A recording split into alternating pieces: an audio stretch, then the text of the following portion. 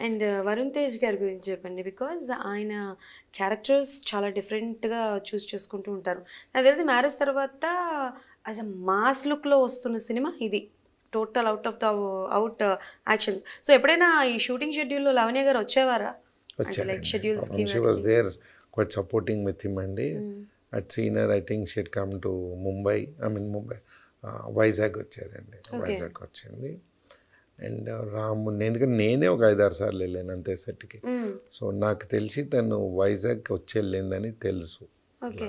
మీరు వెళ్ళేవారు కాదా సార్ నేను షెడ్యూల్? మొత్తము అన్ని డేస్ ఆఫ్ షెడ్యూల్‌లో ఒక 6-7 టైమ్స్ వెళ్ళాను. అంటే జనరల్‌గా ఒకప్పుడు మనకి నేను విన్నది నాకు తెలీదు. నేను విన్నదేంటంటే ఒకప్పుడు మనకి ప్రొడ్యూసర్స్ అందరూ ఏంటంటే మార్నింగ్ స్టార్టింగ్ అయ్యే టైంకి వెళ్ళేవారు. మళ్ళీ ప్యాకప్ అయ్యేటప్పటికి వచ్చేవారు. అంటే లైక్ యాక్టర్స్ ఎలా వెళ్ళేవారో, ఆర్టిస్టులు ఎలా వెళ్ళేవారో వాళ్ళు కూడా అలానే వెళ్ళేవారు. టైం మారుతున్న కొద్దీ ఇంక తగ్గిపోయింది. సో, మీరు అంటే లైక్ రెగ్యులర్‌గా వెళ్ళే టైప్ ఆఫ్ ప్రొడ్యూసరా? ఆర్ లేదు మనం డబ్బు పెడుతున్నాం వాళ్ళు చేస్తారు అని? అలా అని కాదమ్మా. I had my perfect team స్పాట్‌లో ఉన్నారు.